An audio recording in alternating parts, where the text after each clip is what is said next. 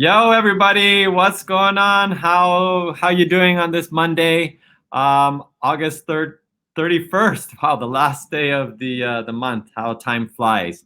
Um, Today we have a super fantastic episode with one of the hottest gaming developers on the planet, Amanotes, and I'm gonna bring on Jheric, who, well, Jheric, what's up?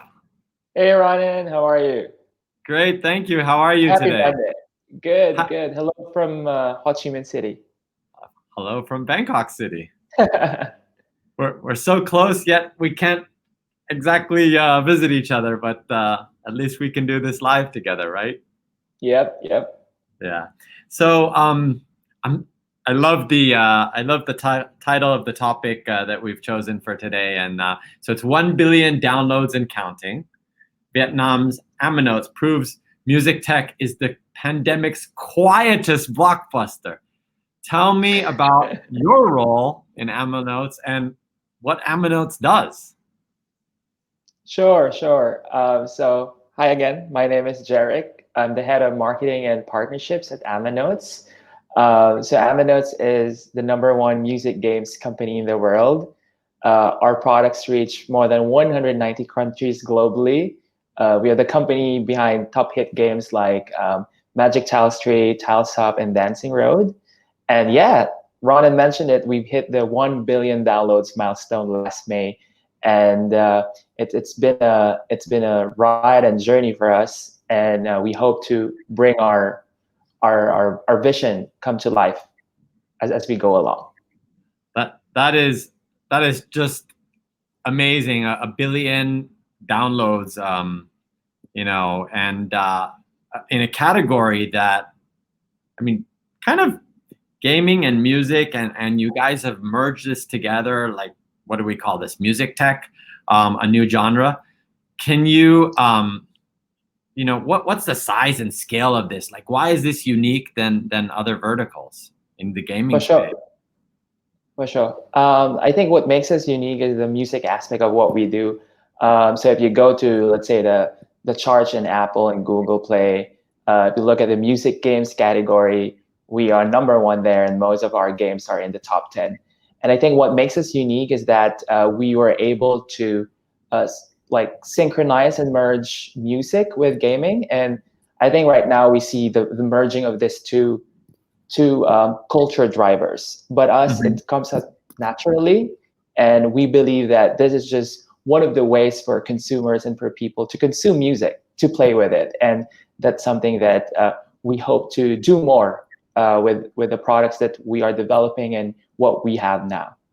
hmm And what are some of like the nuances that you guys have faced in just trying to build out this category? I mean, I'm sure that there's some challenges, right?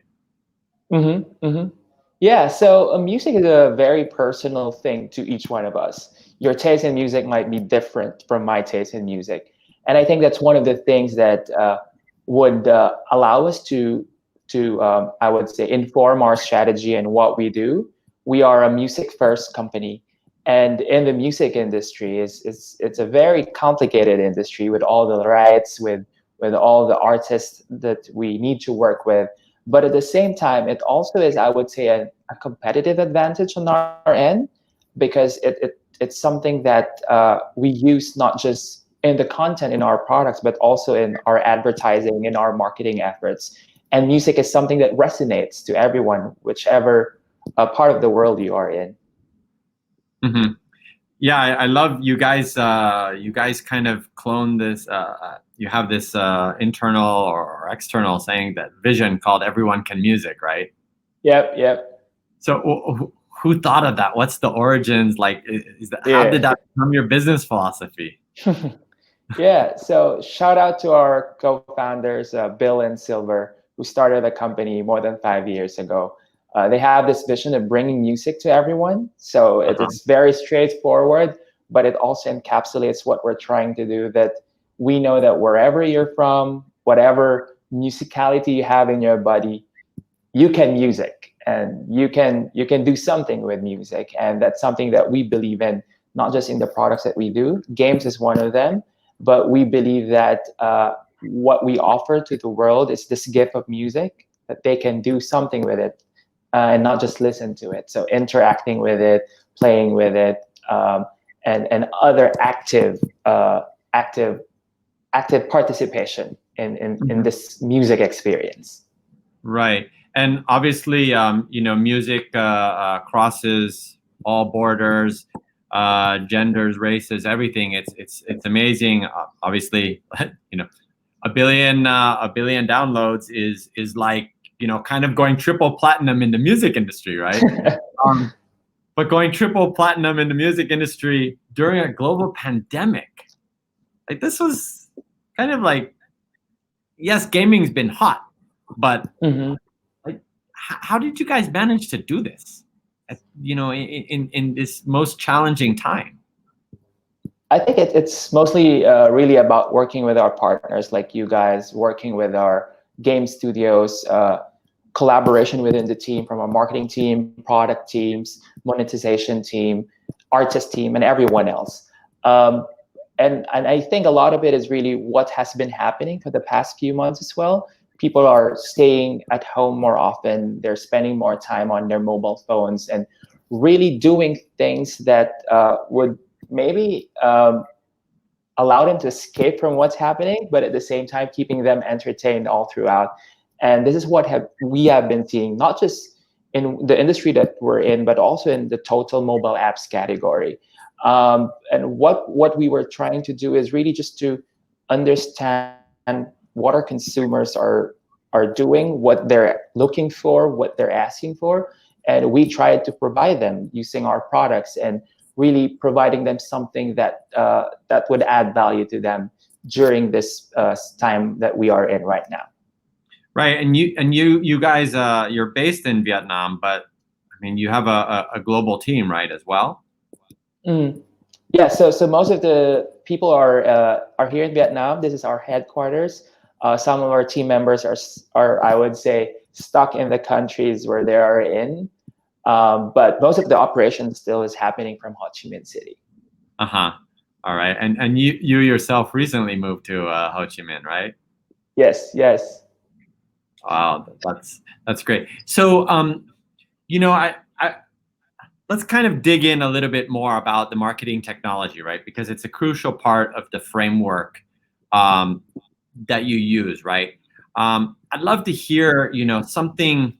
Give the audience, something about how you guys do what you do. Like, talk about the creative strategy or how you use data on creative positioning or something along these lines. Like, give us some of your secret sauce. And I think this is something that, I mean, maybe most of the viewers already know, but I would just like to share my point of view in this. And I think you can summarize it in two words, like marketing and tech. So for us, tech is an enabler. It allows us to scale things up much faster and look at it from an economies of scale, like to be more efficient in what we do. But at the same time, it allows us to understand our market better. As a tech company and as a mobile apps company, we have, I would say, billions of data points, and understanding what our users do in our app, what content they consume in our products, what kind of like activities they do for the course of their stay in our product. It allows us to be informed on how we can further optimize our product to make sure that they get engaged over time, that there's retention over time. And this category that we are in is something that's very interesting because there are thousands and billions of mobile apps that our consumers can choose to download or install or even uninstall. So for us, it's really about understanding what will make them stay, what will keep them engaged. It can be the music, it can be the song that's in our app, it can be new features that we are launching in our products. So this in a way allows us to be informed from a product standpoint, but also it feeds us into our marketing efforts. So you had a question about like, what's our creative strategy? We do a lot of testing, A/B testing, creative optimization. One creative might work for a certain market, one creative might work for a certain product, but it doesn't cover everything. So we need to understand consumer insights. We need to understand certain cultural nuances for, let's say, markets that we want to grow our users in. Mm-hmm. So this is how we see it. So it's the tech that enables us to do this, but the marketing aspect of it is really understanding the users and how they behave, what will make them download our app and what will make them stay in there.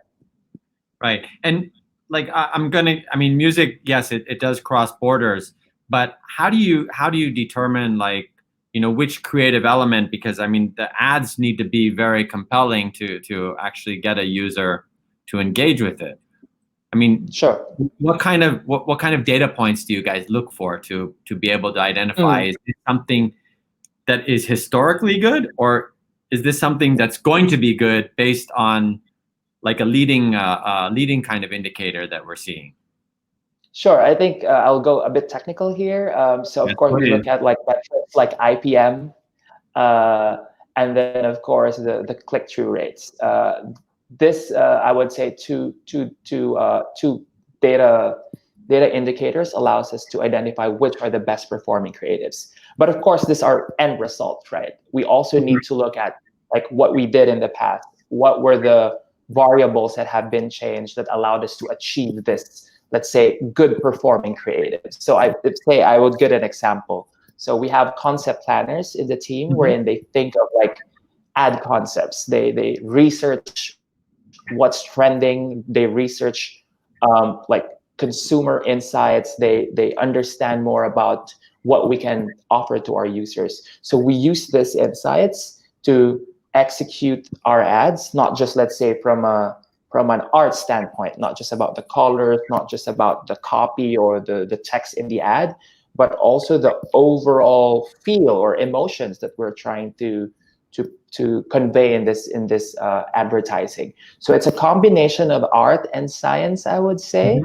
And the data part of it allows us to really look at it from a bigger perspective, to understand certain demographics, certain markets for certain products that we offer. Right. That's amazing. And Jheric, apart from marketing, you also wear another cap on global partnerships, right? What does that role encompass for you? Yeah. So it's strategic partnerships. It's really about working with different entities that will allow us to scale up faster. And I think this is something that you know as well, that we are not experts in everything, and we need to work with other experts to help us achieve our goals. And this is something that we have been doing. And I think this will also allow us to achieve our vision much faster and at scale. Right. Yeah, I love that. Partnerships is such a critical element these days of business growth. Right. Go alone, go fast. Go together, go far. Right. Yep. And so I think you have two hats that you get to wear. But there's a third hat that you also wear, right? And this is something that from the time I even before we knew each other, I saw that you had posted something on LinkedIn about your foundation, and I was just taken totally back, and just maybe one of the most emotional things that I've come across. And I wanted to actually give you the opportunity to just talk about your personal advocacy, right? Tell us about this. Yeah. So 5 years ago, I was diagnosed with stage 4 lymphoma. It's one of the most common types of blood cancer. So I underwent like therapy and underwent medication, and with science and miracle and with the help of people around me and even strangers, I'm currently in remission. And that's something that I still am grateful for until today. And that allowed me to start like a patient advocacy group. It's called Lymphoma Philippines Foundation. I co-founded it with my wife. So the main goal is basically to raise awareness about lymphoma, it being one of the top 10 most common cancers in the world, not just in the Philippines, and to also help patients and their loved ones in their journey, and really just making them aware that there's people around them that can support them, may it be financially, emotionally, or even just understanding it. And with my background in marketing and my wife's background in marketing as well, we thought that there's this communication challenge that we are trying to address, that not all people know about it, and at the same time they don't understand it well. And we're using this experience that we have in our professional lives to feed into this personal advocacy of ours. And it's timely that you asked about this, because September, which is tomorrow, is World Lymphoma Awareness Month. And this month will be about like raising awareness, making people understand what it is exactly, and really just allowing people to know that this is something that's curable, and you can help people to overcome this this illness. So yeah, This is such this is such a great mission, right? And I think that you're in such a great position to be able to take your story to, you know, people around the world. And so we've actually just dropped the link to your lymphoma foundation in the chat box.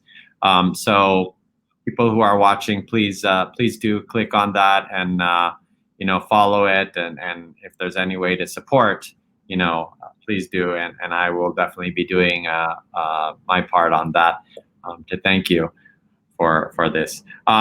Jheric, you know, as we kind of winding down this episode, right? Because it's a quick one. We typically keep it at 20 minutes. Mm-hmm. I'd love to do a rapid fire question with you. Sure. Yeah. All right. Let's do it. Are you ready? Your favorite TV show? The Good Place and Survivor, the reality show. You should be on that show too. It's on for Americans or the US. and what's your favorite Amanotes game? That's a tough question to answer. I love all of them, but I would say my personal favorite would be Magic Tiles 3. Especially the battle mode, where you can play with other people from around the world. Yeah, I've been playing Tiles Hop. That's a good one too. Yeah. with EDM music on it, so that's my favorite. And what's the last song that you played in your music list? Oh yeah, I just played BTS Dynamite. They're pretty hot right now, huh? Yeah. Boy, they know how to crank out hits. And Apple or Android? I'm torn between the two, but I've been an Android mobile phone user since way back. Yeah, so Android. Right on. And what's the best thing about being in Vietnam? Oh, it's the food and the people. Yeah. Yep. So you getting your pho and your banh mi? Yeah, and not just that. There are other Vietnamese food that's really, really good. So when you're here, you have to check them out. Yes, but I'm sure you've also found how to get your dose of adobo, right? Yeah. My wife cooks, so I'm lucky. So nothing to worry about that. Right. And my last question for you is, why do you button your shirt all the way up to the top? It depends on the occasion. Yeah.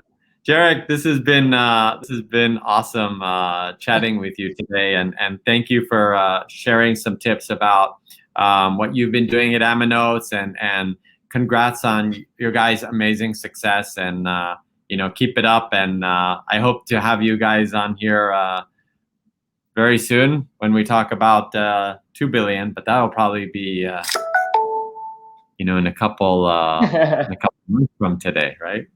At the rate you guys are growing. Yep. Right. One download at a time. We'll get there. One download at a time. That's right. Great. Thank you everybody for joining us today, and have a awesome week ahead. Thanks, Ronen.